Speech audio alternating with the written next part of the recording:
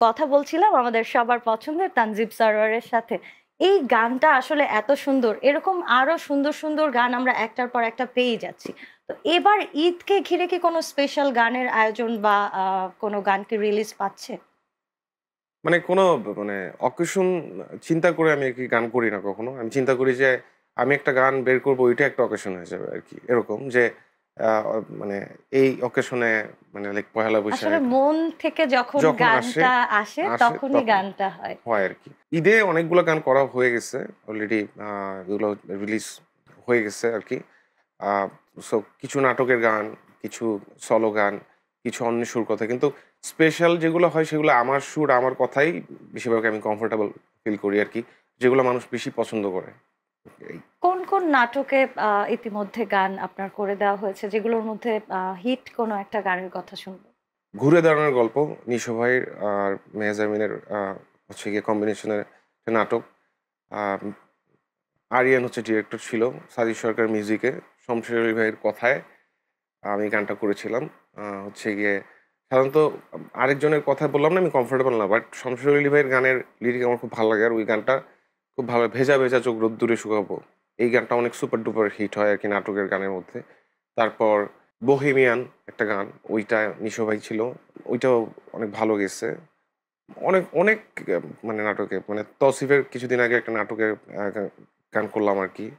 তটিনী আর তৌসিফ আ ওই নাটকটায় আ 'দেওয়ানা' তোমার লাগি হলাম দেওয়ানা এবং অনেক অসংখ্য নাটকে আমি গান করছি আরকি। নাটকের গল্প তো শুনলাম। কিন্তু আসলে জীবনের নাটকের গল্পটা শুনতে চাই। বিয়ে কি খাবো? নাকি আ কেউ এখনো প্রস্তাব দিচ্ছে না? নাকি মন মতো কাউকে পাচ্ছেন না?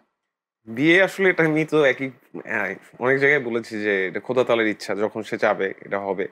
তো এইটা নিয়ে মানে যে পছন্দ করা বা এটা মানে এখন মিউজিক নিয়ে এতটাই ব্যস্ত আমি যে এইদিকে ফোকাস করতে পারতেছি না। বাট এরকম অফার তো অনেক আসে।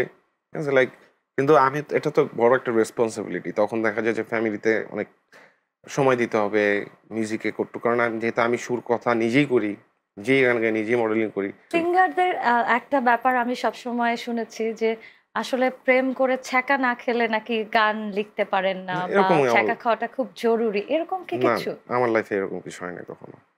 এরকম কিছু হয় নাই। আমি যেটা লিখি বাস্তব কাহিনী যেটা আমি দেখি, শুনি বা অনুভব করি সেটাই আমি আ কমফোর্টেবল ফিল করি করতে আরকি। দর্শকরা নতুন গান কবে পাবে? নতুন গান, মুভির গান পাবে সামনে ইনশাল্লাহ। আর আরো অনেকগুলা গান আমার সাথে পরশির ডুয়েট গান, তারপর হচ্ছে কণাপুর ডুয়েট একটা গান, তারপর অবন্তী সিথি, তারপর আমার সলো অনেকগুলা গান আসছে। সেগুলোর কাজ প্রায় শেষ। অনেক নতুন কোম্পানি, পুরান কোম্পানি মিলাই কোন মুভির গান নিয়ে ব্যস্ততা? নতুন মুভি আমার সাথে অলরেডি ডিরেক্টরের কথা হয়ে গেছে। সো সে আ মানে নিউজ হইছে এটা নিয়ে আরকি যে সিনেমাটার নাম নাই বলি, এটা সারপ্রাইজ থাক একটা।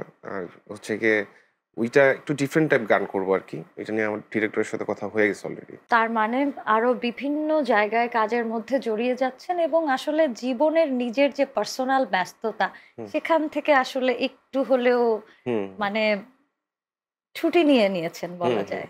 তো ঈদের এই স্পেশাল দিনে আমরা কি কোনো স্পেশাল আশা দেখতে পারি কিনা? না এটা তো বলবো কিভাবে? আমি বললাম না এটার কোনো প্ল্যান এখনো হয় নাই বা চিন্তাও করি নাই। সেলিব্রিটিরা কেন অলওয়েজ মানে তাদের এই যে রিলেশন এর ব্যাপারটা হাইড করে? না, সব তো ফ্ল্যাশই হয়ে যায় এরকম। আমি যদি এখন আমার বিয়ে হয় এটা তো অবশ্যই ফ্ল্যাশ হয়ে যাবে। আর এটা লুকানোর তো কিছু নাই। সো আমারটা লুকানোর কিছু না। আমি হইলে আমি বলেই দিতাম এখন। ওকে, দর্শকদেরকে ঈদ উপলক্ষে কোন গানটা দেখাতে চাচ্ছেন? আমার যে মুভির যে গানটা করলাম আমি ১ম মুভির গান মানে ১ম নিশো ভাইয়েরও ১ম মুভি করা আরকি। আর ১ম সুড়ঙ্গ মুভির গানটা আমি দেখতে চাচ্ছি আরকি। ওকে, সিউর। 'গা ছুঁয়ে বলো'। গা ছুঁয়ে বলো। চমৎকার সুন্দর একটা গান। তো দর্শক আর দেরি না করে চলুন দেখে নেওয়া যাক এই গা ছুঁয়ে বলো চমৎকার এই গানটি। এই গা ছুঁয়ে বলো ছেড়ে